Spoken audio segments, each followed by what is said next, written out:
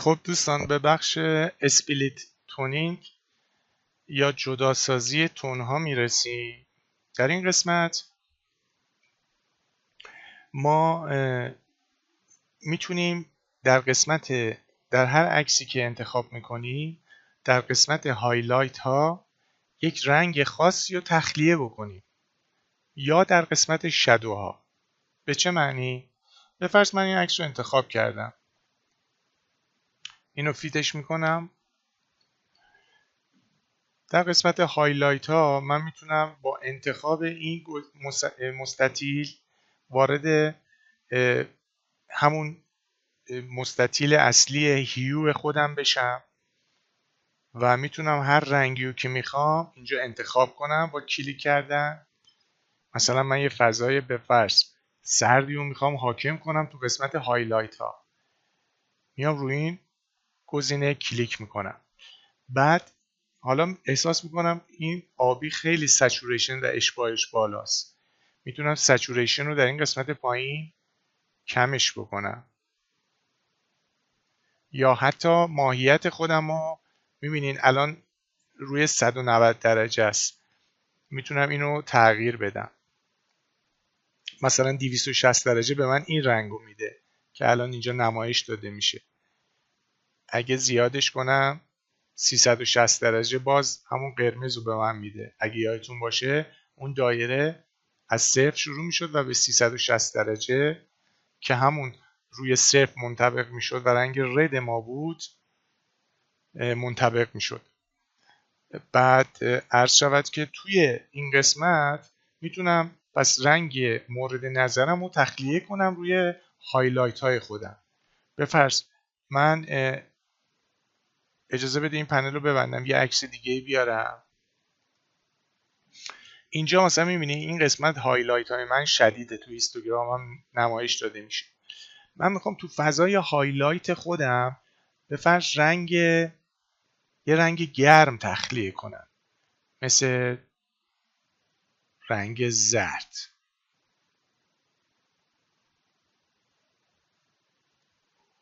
خب سچوریشنش میبینیم که خیلی بالاست. میتونم با این اهرم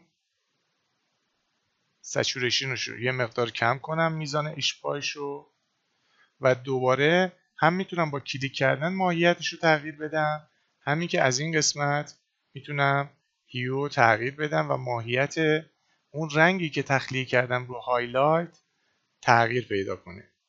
به فرض من این رنگ زرد رو انتخاب کردم، این پنل رو میبندم. از خود اهرمای این قسمت هم میتونم استفاده کنم. من میخوام این رنگی که تخلیه کردم که اینجا نمایش داده میشه به من، میخوام ماهیت این رنگ رو تغییر بدم. میتونم از هیو استفاده کنم، میتونم سچوریشنش رو تغییر بدم، همون اشباهش رو. از این اهرمای پایینم میتونم استفاده کنم. بعد در قسمت بالانس که حالا بهش میپردازیم، در قسمت شادوها همین کار رو میتونم با شادوها و سایه های خودم بکنم. به فرض من این یه عکس پورتره رو انتخاب میکنم. در قسمت شادوها من میخوام یه تم خنکی و آبی رنگ رو وارد کنم. میتونم از این قسمت باز سچوریشنش رو، از این قسمت باز ماهیتش رو تغییر بدم، قرمزش کنم یا همون آبی باشه که مثلا این تم فکر می‌کنم واسه این عکس حالا یه ذره آبی باشه مناسب باشه. بعد دوباره میتونم این پنل رو ببندم، از این قسمت هم کنترل داشته باشم روی هیو، ماهیتی که رو شادوها اعمال کردم، رو قسمت سایه ها و تاریک عکسم اعمال کردم، اون ماهیت و هیو رو تغییر بدم، یا اینکه سچوریشن و میزان غلظت و اشباهش رو کم و زیاد بکنم. این دست منه. در این قسمت بالانس میتونم یه بالانس و یه تعادلی بین نقاط تیره و روشن که این رنگا رو تخلیه کردم یه تعادلی برقرار کنم. یعنی بگم بیشتر عکس من بره به سمت نقاط هایلایت یا بیشتر به سمت نقاط شادو بره که رنگ مثلا این بنفش رو نزدیک به آبی رنگ رو تخلیه کردم. تم کلی عکسمو میتونم بالانس شادو و هایلایتش رو با این قسمت و این اهرم انتخاب بکنم. به صورت دستی هم میتونم اینجا اعداد بدم و یک تم رنگی خاص رو به عکسم اعمال بکنم. با این دکمه هم که میتونم قبل و بعدش رو ببینم. علاوه بر این که اینجا میتونم بیفور افتر خودم رو مشاهده بکنم. خب اسپلیت تونینگ رو میبندیم. دیتیل در واقع جزئیات عکس من رو مورد بررسی قرار میده. ببینید در پنل دیتیل در این قسمت یه ادجاستمنت دیتیل زوم هست که من اینو رو هر قسمت عکس کلیک بکنم به فرض روی قسمت چشم، در این مربع چشم من فقط نمایش داده میشه. بزرگ نمایی میکنه به خاطر اینکه بررسی من روی دیتیل و جزئیات اون قسمت بیشتر به چشم بخوره. مثلا من بافت پوست رو میخوام بررسی کنم یا لک و لوکایی که روی پوست هست به فرض، میتونم از این پنل استفاده کنم یا در این قسمت مثلا کلیک بکنم به اون ناحیه خاصی که مد نظرمه. اول نمایش داده میشه، بعد بیام انتخاب بکنم، رو اون کلیک بکنم و اون قسمت رو به من نمایش داده میشه و میتونم پیمایشش کنم. اینجا یک کلیدی از دکمه آلت کیبورد خیلی برای ما کاربرد داره. ببین شارپ کردن عکس یعنی تیز کردن لبه های عکس بعضی مواقع خوبه بعضی مواقع بده. به این معنی که هر کدوم از اینا کارهای خاص خودشو دارن. اهرم یا اسلایدر بهتر بگیم اماونت میزان این شارپ سازی رو برای من مشخص میکنه. یعنی من میتونم این لبه ها رو اگه دقت کنین در اینجا، البته اینم من میتونم بیام زومش بکنم، در این قسمت هم مثلا درشتر کاملا ببینم برای اینکه شما متوجه مقدار زوم مقدار اماونت بشین. ببین اماونت رو من تا آخر زیاد کردم. اینجا اماونت رو اگه کمش کنم ببینید تیز کردن این لبه های در واقع پیکسلی عکس من چه شکل میشه. الان خیلی کمش کردم، میبینید این لبه ها دیگه تیزیشو از دست داد. وقتی زیادش کنم این لبه های پیکسلای من، پیکسلای تشکیل دهنده عکس من تیز شد.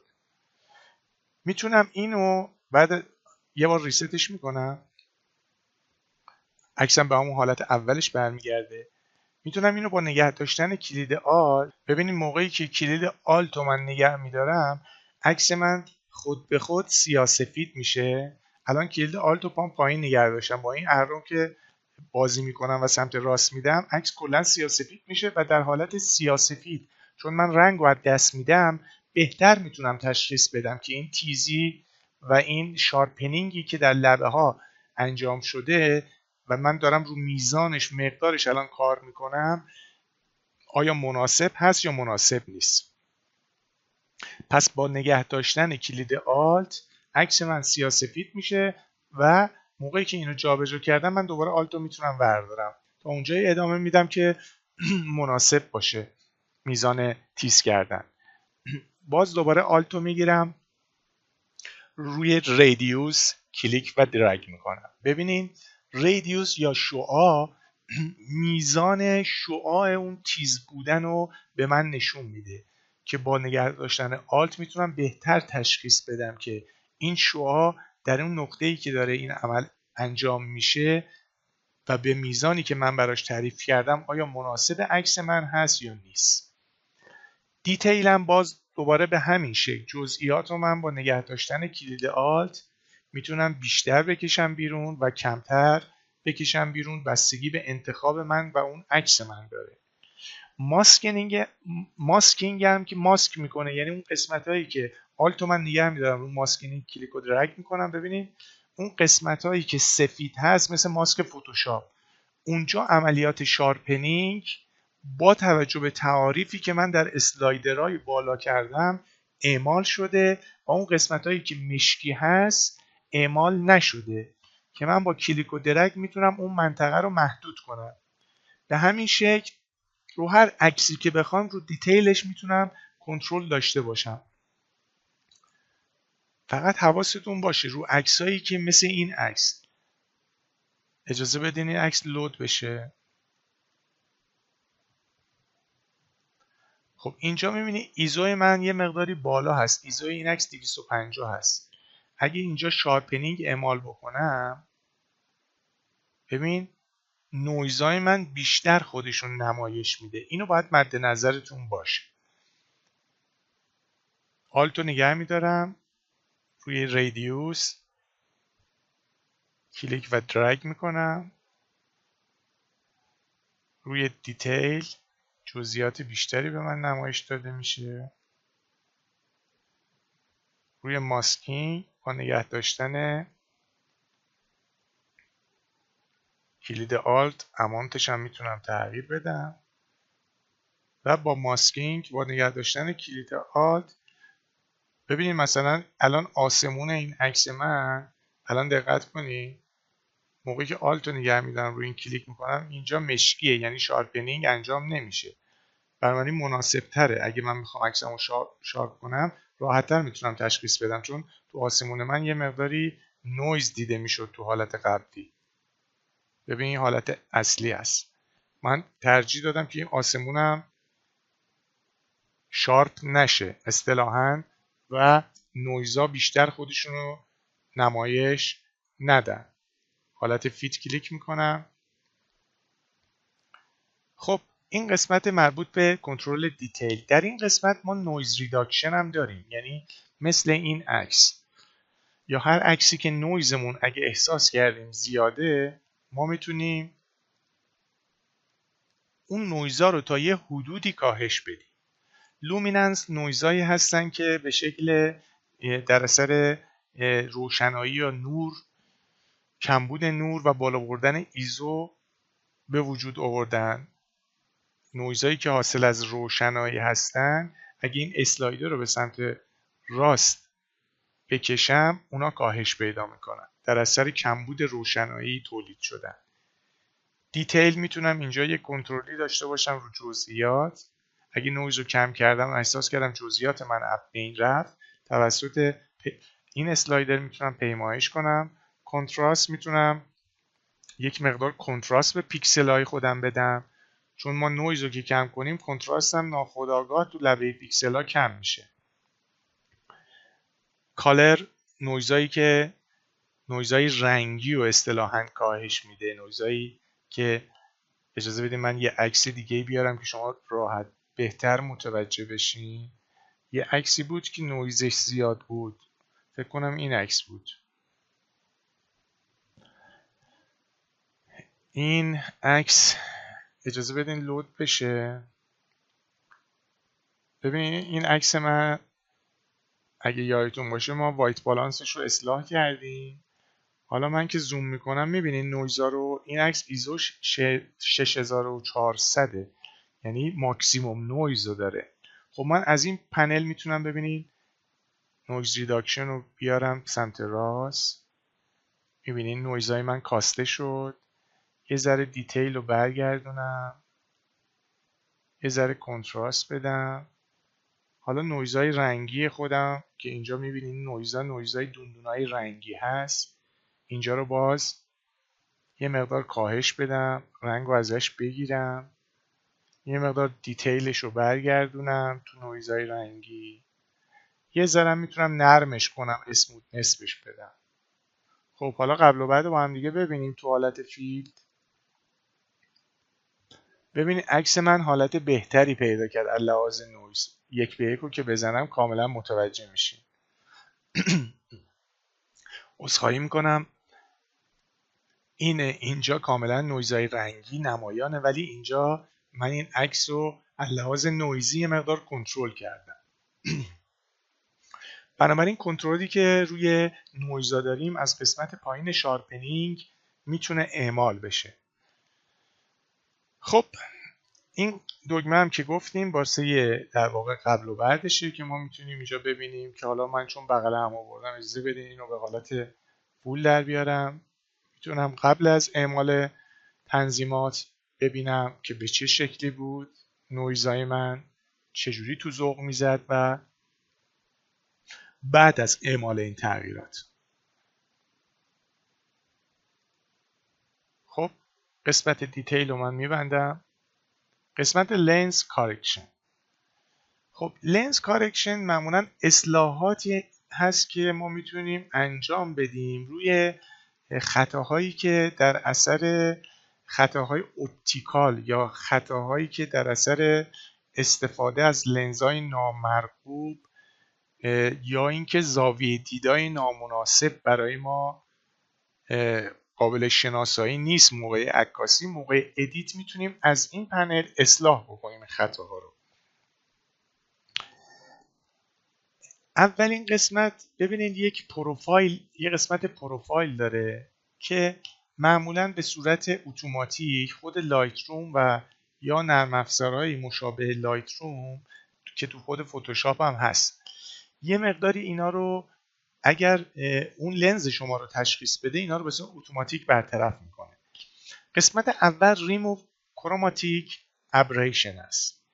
ببینید کروماتیک ابریشن این خطاهای رنگی هست که در اثر شکست ناصحیح نور از لنز دوربین حاصل میشه و معمولا تو لبه هایی که رنگ های متفاوت دارن قابل مشاهده است. من این عکس رو بعدم زوم بکنیم که ببینیم و بهتره که توی قسمت ادیت و پنل دیولوپ این لنز کارکشن شما حتما لازم نیست که اینا رو به ترتیب اعمال کنید. ما به ترتیب اینا رو توضیح دادیم، با هم دیگه بررسی کردیم، ولی ترتیبش اصلا مهم نیست. به نظر من بهترین ترتیب اینه که اول لنز کارکشن رو من اعمال کنم، به خاطر اینکه خطاهای رنگی که عمومیت دارن اینا اصلاح بشه. ببینید من این لبه رو میبینید شما، این لبه قرمز رنگی داره. بذارید من بیشتر اینو زوم بکنم. میبینید به این میگن کروماتیک ابریشن، یعنی خطاهای رنگی که در اثر در واقع شکست ناصحیح نور در لنز دوربین اتفاق افتاده. این گزینه رو اگه من بزنم، اگه دقت بکنین تا یه حدودی این برطرف میشه، تا یه حدودی، نه زیاد. ببینیم قبل و بعدش رو نگاه کنید، تا یه حدود کمی برطرف شد. نمیدونم قابل تشخیص هست برای شما. ببینید موقعی که این تیک رو نزدم ببینید این قرمز خیلی تنده، یعنی سچوریشن بالایی داره. موقعی که این ریموو کروماتیک ابریشن رو بزنم یه درصدی این اصلاح میشه. Enable Profile Correction میاد چیکار میکنه؟ میاد اون پروفایل لنز منو تشخیص میده با دوربین منو. اگر در حالت پرسپکتیوی خطایی داشته باشه تا یه حدودی اصلاح میکنه، مثل این حالتی که تیکو زدم. ببینید خب من اینجا از یک لنز فکر کنم ماکرو استفاده کرده باشم اگه اشتباه نکنم. بذارید من بیام کاملا این عکس رو ببینم از چه لنزی استفاده کردم. نه، از لنز 24-105 اینجا استفاده کردم. خب لنز 24-105 یه لنزی هستش که یه لنز زومی هست که یه فوکال واید تا یه فوکال، از یه حالت واید تا یه حالت تله رو در واقع شامل میشه و به هر حال این لنز شامل یک اعوجاجی هست تو تشخیص پرسپکتیو. Enable Profile Correction میاد این اعوجاج رو تشخیص میده و اونو اصلاح میکنه. ببینید قبل از اعمال این و بعد اعمال. یا اینکه اگر یه عکس دیگه ای که بیشتر مناسبه در نظر بگیریم برای این عکس، برای این پنل، ما میتونیم عکس این ساختمون رو مثلا اینو در نظر بگیریم. عکس از برج میلاد، اجازه بدید من اینو از این پنل فوتو اینو برش گردونم. من ببینید این گزینه رو میزنم، Enable Profile Correction هم میزنم، یک مقدار حالت پرسپکتیو این عکس اصلاح شد. حالا در این قسمت پایین یه حالت دیفالت داره، یه حالت اوتو داره، یه حالت کاستوم داره که حالت دیفالت و اوتوش تقریبا مثل همه و حالت کاستومش هم حالتی که من به صورت دستی میتونم اونو اعمال کنم، یعنی به صورت منوال سفارشی بیام دوربین خودم رو اینجا انتخاب کنم، مارکشو، لنز خودم رو بهش اعمال کنم اگه تشخیصش ناصحیح باشه که اینجا درست تشخیص داده. پروفایل دوربین من که ادوبی بوده، ادوبی RGB بوده، اینجا تشخیص داده. میگم اگه تشخیص این به صورت دستی بخوایم استفاده بکنیم از حالت کاستوم میتونیم استفاده کنیم که حالت دیفالتش معمولا تشخیصش درسته. یه عکس دیگه ای که من از برج میلاد داشتم، فکر کنم این قسمت اگه پیداش بکنم فکر کنم اینجا بهتر مشخص باشه. با هم امتحان میکنیم. ببین ریموو کروماتیک ابریشن رو میزنم که یه خطای رنگی در لبه ها داشت برطرف شه. انیبل پروفایل رو به محض اینکه بزنم میدونی یک مقداری از روی من برطرف میشه. در قسمت اماونت میتونم اینو کم یا زیاد کنم. این دیستروشنی که به وجود اومده رو میبینین یه حالت محدب یا مقعر میده به عکس من. این بستگی به اون عکس شما داره. تو عکس‌های معماری و حالا عکس‌های فضایی داخلی و معماری داخلی یا عکس از معماری خارجی اینا کاربرد زیادی داره. وینیت هم که میاد اون گوشه‌های عکس من که تیره شده باشه در اساس خطای وینیت، اونو میتونم بگیرم، کنترلش کنم. میبینید اینجا اینا رو تشدید میکنه در قسمت سمت چپ که بیارم، در قسمت سمت راست اونا رو اصلاح میکنه. خب یه قسمتی هم داره علاوه بر پروفایل منوال که به صورت دستی من میتونم تنظیم کنم. ببینید اینجا دیستروشن یا اون وجاجی که واسه من به وجود آمده رو کاملا به صورت دستی من میتونم اونو تنظیم کنم، یعنی اونو کاملا مقعر کنم یا محدب کنم. این بستگی داره به میزان خطای پرسپکتیوی عکس شما، یک مقدار مشخصی نداره. مثلا واسه این عکس من فکر میکنم این مناسب باشه. Constraint Crop در واقع اگه بزنیم اون ببینید اجازه بدیم مثلا من حالت مقعر رو انتخاب کنم.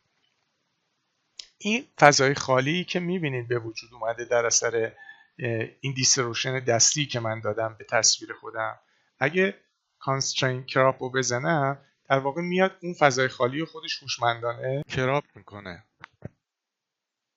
فضای خالی اطرافی که به وجود اومده رو کراپ میکنه هوشمندانه.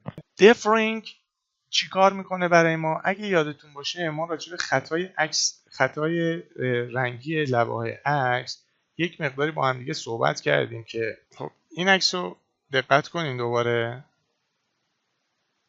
این به شکل منوال میاد این لبه ها رو که خطای رنگی به وجود اومده این رنگ رو ازش میگیره. من میتونم این رنگ رو بهش معرفی کنم با این گزینه فریم کالر سلکتور، میتونم اینجا بهش معرفی کنم که بگم خطای رنگی من اینه، یا میتونم بیام از این قسمت مشخص کنم که آقا این رنگ لبه های من قرمزی که هست چه مقدار کم بشه یا چه مقدار کم نشه.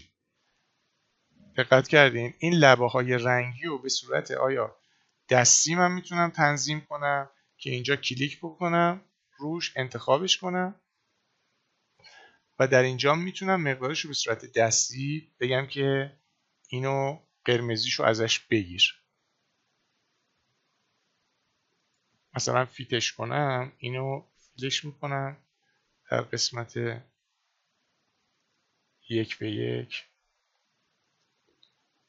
تا یه حدود زیادی اینجا اصلاح شد این لبا. حالا اگه بیشتر خواستم مقدارش رو بیشتر میکنم.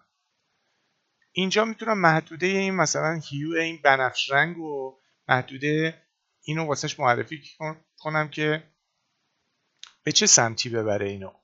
این لبه بنفش من زومش میکنم، محدوده رنگی خطای رنگی خودم که در این لبه به وجود اومده.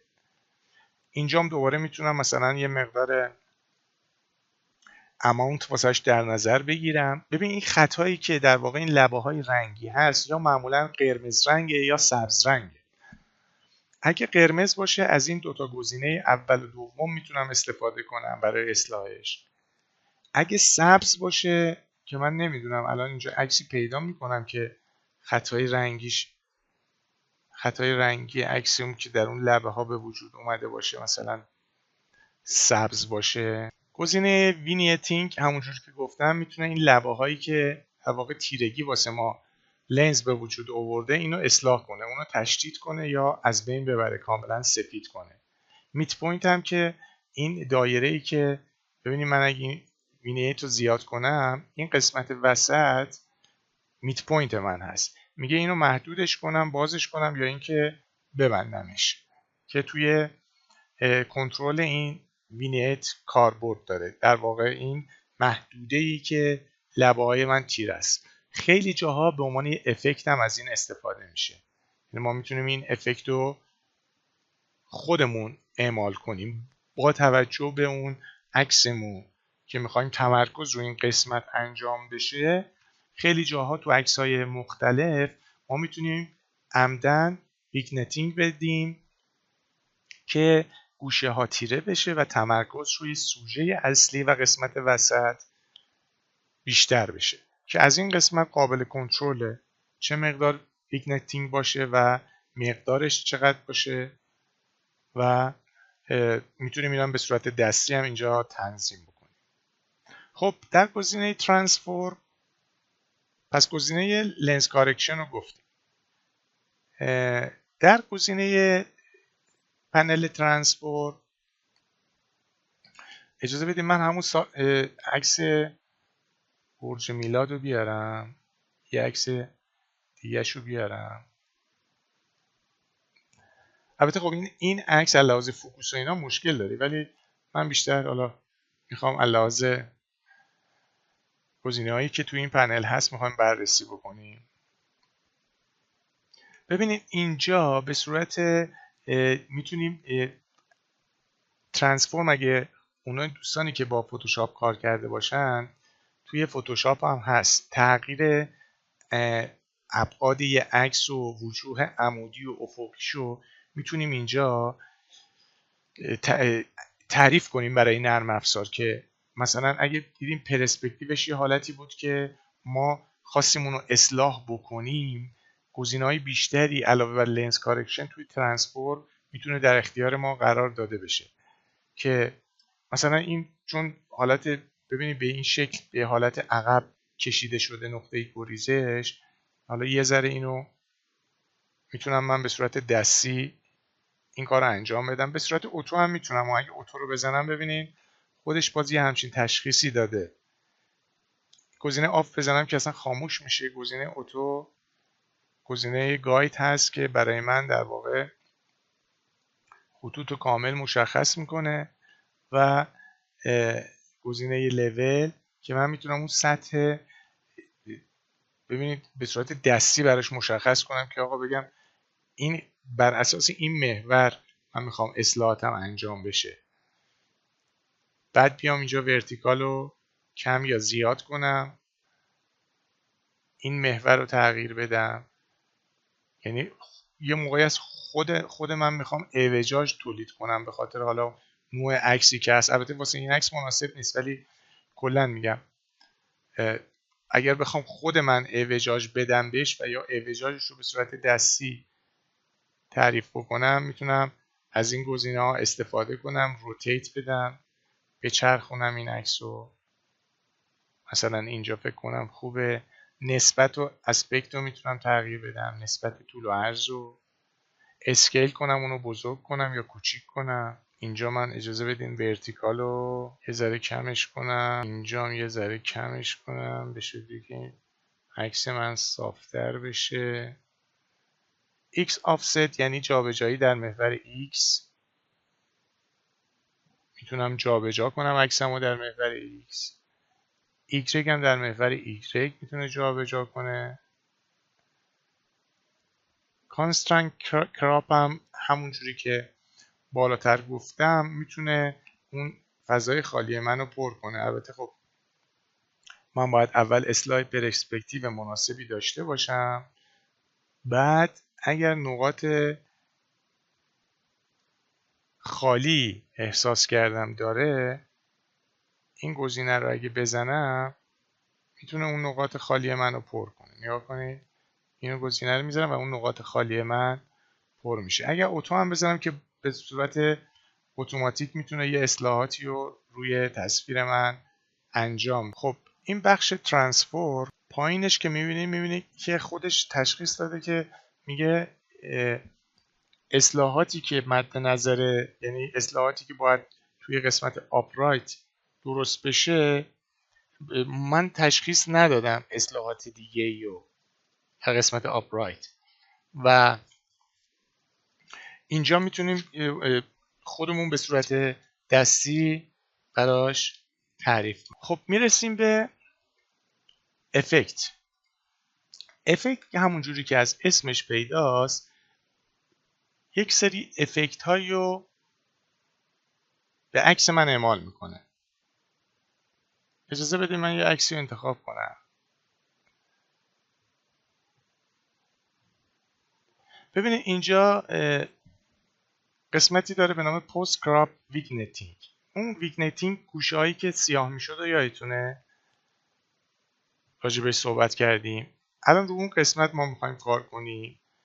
ما میتونیم اینو رو قسمت هایلایت پریوریتی بذاریم، رو قسمت کالر پریوریتی بذاریم یا روی قسمت پینت پریوریتی. معمولش قسمت هایلایته که اینجا با کم کردن اماونت در واقع اون تیرگی رو میتونیم تشدید کنیم. میتونیم این تیرگی رو به سمت سفیدی ببریم. این یه افکته، میتونه در نظر گرفته بشه، میتونه اعمال بکنیم. مثلا من روی این عکس احساس میکنم یه ذره باید تیرگی رو تشدید کنم، گوشه ها، تمرکز روی سوژه بیشتر باشه. میدپوینت یعنی نقاط میانی، تا چه مقدار این دایره وسط جمع‌تر بشه. راوندنس میزان گردی این دایره هست که شما دستتون میاد خودتون با این اسلایدر اگه کار کنید کاملا متوجه عملکردشون میشین. میتونم این گردی رو زیاد کنم یا بگم نه این دایره به سمت مربع شدن بره. این گوشه ها میبینید این حالت مربع شده. اگه من اینو تشدید کنم ببینید من میتونم اصلا یه حالت کاتر مانند اصلا به این شکل بهش بدم. میتونم فدر بدم، لبه‌هاش رو تیز کنم یا محو کنم لبه های این قسمت رو. هایلایت میتونم بهش بدم یا اینکه هایلایتش رو کم کنم که معمولا میگم بستگی به عکس داره. حالا تو این عکس یه مقداری ما میتونیم میت پوینتش رو تشدید کنیم، راندنسش هم یه مقداری یه همچین حالتی میتونیم بهش بدیم. البته بازم تیرگی هاش زیاده، میتونیم تیرگی هاش رو کمتر کنیم به این شکل.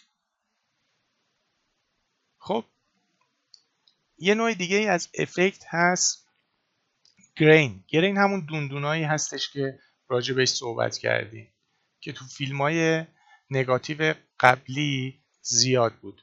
اینو من میتونم به صورت دستی خودم اضافه کنم. میبینین این دوندونا اضافه شد، مقدارش رو با اماونت، سایزش رو با اسلایدر سایز.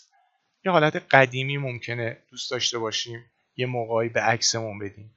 راندنس میزان گردی لبه های این گریناست. من اینو زوم بکنم، این دوندونا رو میبینین اینا گرین ما هستن. گردی لبه هاشو کم کنم یا زیاد کنم، مقدار خود گرین رو صفر کنم یا یه مقداری بهش بدم. باید ببینین رو عکسمون این به چه شکلی در میاد، آیا درسته اصلا رو عکسمون اعمال بشه یا نه. من اینو فیت میکنم. خب گزینه دیهیز یا گرد و غبار و مه و میتونه برای ما بازسازی کنه. ببینید موقعی که من اینو زیاد کمش بکنم، یعنی به صورت منفی به سمت منفی کشیده بشه، میتونه یه حالت مهگونه رو به عکس من اضافه کنه، یا اینکه نه اون حالت مهگونه ای که حاصل بعضی عکس‌ها رو دیدین اصلا شما میگیرین یه غباری توش داره، یه مهی داره. اجازه بدید من یه عکسی رو اینجا بیارم که این مسئله کاملا مشهود بود. یه عکس منظره از یه نمای باز از تهران داشتیم ما. البته خب روی این عکس هم هست، میبینید یه حالت این گرد و غباری که در اثر حرکت این گوسفندا تولید شده، اینا رو میتونم با کم کردن دیهیز تشدیدش کنم یا این غبار رو کمش کنم. میگم بازم بستگی به عکس شما داره که آیا اعمال کردن این تنظیم و افکت مناسب عکستونه یا نه. یه ذره بیشتر قبل و بعد رو با هم ببینید. میبینید این قسمتی که حرکت گوسفند و این خاکا و گرد و غبار هست، اینجا سعی کرده حذفش کنه و یه مقداری از این بابت عکس من بهبود پیدا کنه. خب اینم پنل افکت. پنل کامرا کالیبریشن مربوط به کالیبره کردن دوربین هست. ببینید هر دوربینی معمولا یه گفتیم پروفایل رنگی داره و یه پروفایل ساختم داره که مثلا این لنز در چه تاریخ و چه سالی ساخته شده و حالت معمولش اینه که به صورت اتوماتیک این قسمت میاد تشخیص میده، اما ما میتونیم به صورت خودمونم وارد بکنیم که مثلا بگیم که این پروفایل این لنز سال 2010 بوده یا 2003 بوده، ولی الان تشخیص داده که این 2012 و نسبت به این پروفایل رنگی لنز من یه سری تنظیماتی برای کالیبره کردن رنگ و نور انجام بدیم. مثلا بیایم روی شادوها کار کنیم، شادوها رو در واقع قسمت تیره ها رو به سمت سبز ببریم یا به سمت مجنتا ببریم. میتونیم رو قسمت رد کار کنیم. این بستگی داره به اینکه اون لنز ما کالیبره باشه یا نباشه. اگه لنز بیکیفیت باشه، ته‌مایه های رنگی که توی عکس هست، مثلا تو دوربینای نیکون ممکنه یه ته‌مایه قرمز رنگ باشه یا دوربینای کنون ممکنه یه ته‌مایه زرد رنگ باشه. اینا رو میتونیم با این قسمت اصلاح بکنیم. اگر یه همچین خطاهایی وجود داشته باشه، اینا رو میتونیم با این قسمت اصلاح کنیم. مثلا ته‌مایه قرمز اگه داشته باشه یا گرین یا بلو، میتونیم ماهیت اینا رو عوض بکنیم و سچوریشن اشباع اون ماهیت رو کم و زیاد بکنیم. میگم بستگی داره به اینکه شما از چه لنزی استفاده کرده باشین و کیفیت اون لنز به چه شکلی هست، که اگر خطایی دیدین، ته‌مایه‌ای دیدین. ببین این الان اینجا مثلا ردو که من اینجا افزایش بدم به صورت دستی، این خودش یه ته‌مایه قرمزی اضافه کرد. اگه من اینو صفرش کنم و گرین رو چیز کنم، گرین رو در واقع کاهش بدم، عکس من به یه تم زرد رنگی میره. باز یه تم خاصی که حاصل، یعنی این بستگی به اون پروفایل رنگی لنز شما داره. نمیشه گفت الان واسه هر لنزی جواب میده یا جواب نمیده. این اگر ببینین لازمه یه ته‌مایه خاصی دارین تو رنگتون که ناشی از در واقع نامرغوب بودن لنزه، از این قسمت کامرا کالیبریشن یا کالیبراسیون دوربین میتونی اون پروفایل های رنگی رو اصلاح بکنی. و من خودم زیاد با این قسمت مشکلی ندارم که یعنی حالا پروفایل رنگی من پروفایل ادوبی RGB هست. به شما توصیه میکنم اگه دوربینتون این حالت رو داره، sRGB رو به هیچ عنوان انتخاب نکنین و حتما روی حالت ادوبی RGB بذارین. چرا؟ اجازه بدین من یه تصویری بیارم اینجا ببینم.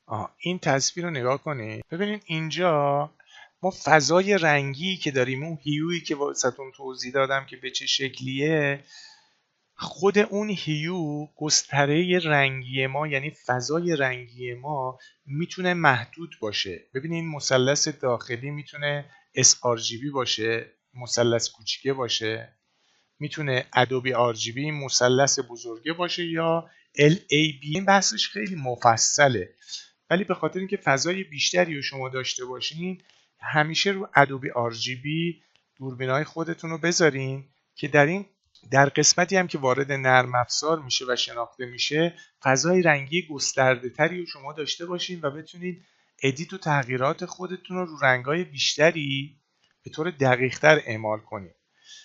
این قسمت داخلی، مثلث داخلی کوچیکتر sRGBه که معمولا فضاهای چاپ ما در لابراتوارها یا دستگاه چاپ sRGBه، ولی ما به خاطر اینکه تغییراتمون رو تو ناحیه گسترده تری از رنگ‌ها اعمال کنیم، من پیشنهاد میکنم که حتما از حالت ادوبی RGB استفاده کنید که تو این نمودارم در واقع به ما نشون میده که پروفوتو RGB فضای بزرگتری از ادوبی RGB هست. میبینین این مثلث بزرگه فضای رنگی بزرگتری رو پوشش میده. ادوبی RGB یه فضای رنگی که کوچکتر از پروفوتو RGB هست و sRGB کوچکتر از ادوبی RGB هست که هر کدوم از اینا در واقع اون مقدار طیف رنگی خاصی که ما میتونیم رو عکسمون اعمال بکنیم و رو اون طیف خاص تغییراتی رو انجام بدیم و شامل میشه که پیشنهاد من حالت ادوبی RGB هست و نرم افزارم راحت میتونه تو گسترده بیشتری از عکس کار کنه. اینجام که تو این عکس هم که توضیح دادیم تو مود رنگی HSL اون هیو ما یعنی هیو، سچوریشن و برایتنس رو اگه به شکل استوانه در نظر بگیریم، دور این استوانه هیو ما هست. ببین از قرمز شروع میشه همینجوری میچرخه بر حسب اون زاویه برمیگرده روی قرمز. در واقع مقطع ارتفاع این استوانه برایتنس ما هست که همون روشنایی ما هست. سچوریشن هم این مقطعی هستش که سطح این استوانه رو تشکیل میده که مثلا اگه قرمز داشته باشیم هر چقدر به سمت مرکز بریم این قرمز کم رنگتر، به سمت بیرون دایره بریم به سمت محیط بیرونی دایره این قرمز پررنگتر. اگر همین جایی که قرمز هستیم در جهت ارتفاع اگه حرکت کنیم برایتنس ما هست.